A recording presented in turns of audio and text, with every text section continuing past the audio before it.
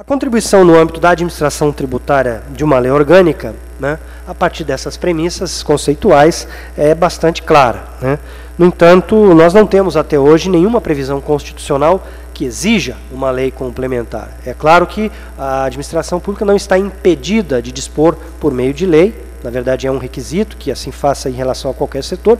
dentro de certos limites que não invadam as prerrogativas de decreto autônomo, mas o fato é que nós não temos na Constituição ainda uma previsão constitucional expressa que exija uma lei orgânica da administração tributária. Tivemos já vários debates a respeito disso e, pelo menos desde 2004, essa discussão vem se travando no âmbito do Congresso Nacional, na forma de dois substitutivos, um na PEC 255 e outro na PEC 285, ambos com disposição semelhante, né, prevendo, caso tivessem já sido votadas, que no prazo de 180 dias o presidente da República deveria encaminhar ao Congresso Nacional, né, lei orgânica da administração pública dispondo sobre as atividades de tributação, arrecadação e fiscalização de tributos desenvolvidas exclusivamente por servidor público titular de cargo efetivo organizado em carreiras, né. Vejam aí que essa definição dada pelas duas PECs pressupunha uma legislação que transcendesse a própria esfera da União, né, dispondo então a lei orgânica da administração tributária sobre a lei orgânica para a União, Estados, Distrito Federal e municípios, não apenas, portanto, no âmbito da União. Essa norma teria certamente uma capacidade muito grande, uma importância muito grande, no sentido de promover uma homogeneização do tratamento legal dado à administração tributária nos três níveis de governo, reconhecendo explicitamente, portanto, um status diferenciado para a administração tributária e os seus agentes enquanto servidores de carreira. Essa matéria ela também foi objeto de previsão constitucional, ainda que indireta, quando a emenda 42 introduziu o inciso 22 no artigo 37, né, prevendo lá o status de atividades essenciais ao funcionamento do Estado para as administrações tributárias, também a serem exercidas por servidores de carreiras específicas, prevendo recursos prioritários para a realização de atividades e atuação de forma integrada. Esse comando constitucional, de certa forma, ele facilitou, inclusive, o tratamento legal dessa matéria, né, dando já aqui alguns direcionamentos em relação ao funcionamento da administração tributária a ser objeto de uma eventual lei orgânica.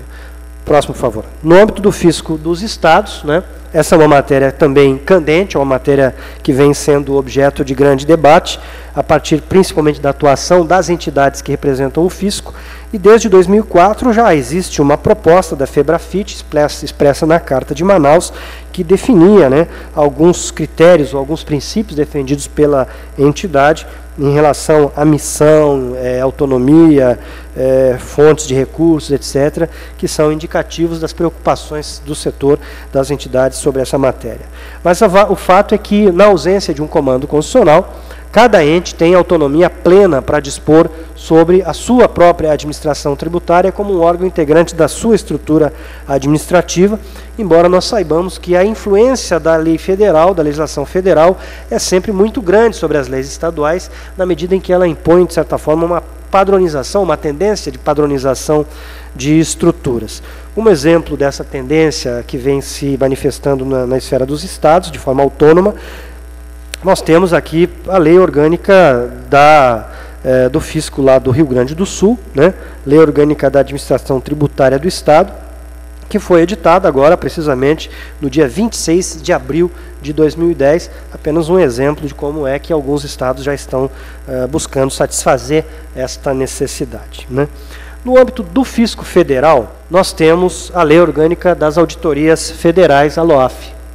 que a única previsão até agora que nós temos em relação a isso é o artigo 50 da Lei 11.457, o qual previa que no prazo de um ano o Poder Executivo deveria ter enviado ao Congresso Nacional um projeto de lei orgânica das auditorias federais, dispondo sobre direitos, deveres, garantias e prerrogativas dos servidores integrantes das carreiras de que trata a Lei 10.593.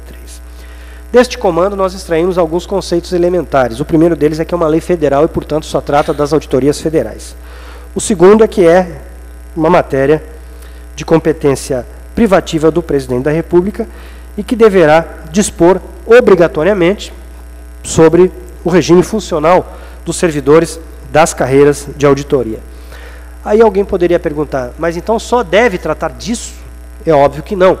porque uma lei orgânica não trata apenas dos servidores que atuam num determinado órgão, sob pena de omitir algo que é fundamental, que é tratar precisamente da instituição em que atuam esses servidores. Então, o conteúdo material previsto no artigo 50 da Lei 11.457, ele não é compatível com aquilo que normalmente é o conteúdo de uma lei orgânica em sentido pleno. Mas esses conteúdos, certamente, deverão ser objeto de tratamento nessa lei orgânica. Qual é, no entanto, o limite, a imperatividade desse dispositivo? Na verdade, esse prazo de 1 ano e mesmo a obrigatoriedade do encaminhamento dessa lei precisam ser relativizados sob a perspectiva estritamente jurídica e constitucional, na medida em que o presidente da República não pode, segundo a interpretação do Supremo Tribunal Federal, ser obrigado por uma lei ordinária ao exercer, num determinado período de tempo, data ou condição, aquilo que é de sua prerrogativa e iniciativa exclusiva. Ocorre, porém, que é um compromisso político que foi firmado pelo presidente Lula, na ocasião em que foi negociada a votação da lei da super-receita, né, mas que, para ser exercitado, certamente deverá levar em conta o conteúdo dessa proposta e o momento da sua formulação para que seja viabilizado e encaminhado ao Congresso Nacional. E é importante, além disso, ressaltar mais uma vez que uma lei orgânica, principalmente se tratando de uma lei orgânica com assento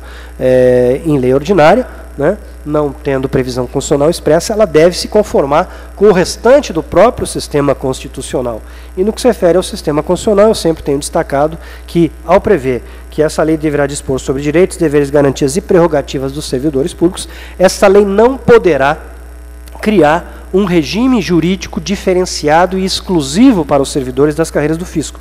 E isso porque acha-se em pleno vigor, a partir da decisão do Supremo Tribunal Federal na ação direta de inconstitucionalidade 2135, acha-se em pleno vigor o caput do artigo 39 da Constituição, que estabelece a necessidade e a obrigatoriedade de um regime jurídico único para os servidores públicos. Então, nós não podemos ter duas leis 8.112, a 8.112A e a 8.112B. Não, tem a lei 8.112 que se aplica a todos os servidores. Mas em que medida uma lei orgânica pode ir além da lei 8.112? Não contrariando esta lei, pode complementá-la naquilo que o setor especificamente abordado pela lei orgânica necessite para o melhor exercício desses direitos, deveres, prerrogativas e garantias. Quanto à questão do conteúdo, para seguirmos aquilo que expressamente foi o acordo político manifestado no artigo 50, essa lei deverá tratar obrigatoriamente dos auditores da Receita Federal, dos analistas tributários da Receita Federal, mas também da Auditoria Fiscal do Trabalho. Por quê? Porque esta lei 10.593 trata das 3 carreiras, né? Evidentemente, haveria aqueles que diriam, não, mas essa carreira não é uma carreira de auditoria fiscal tributária. Se nós perguntarmos aos auditores fiscais do trabalho, eles dirão que sim. O fato é que há um compromisso e esta lei não poderá ser tratada de forma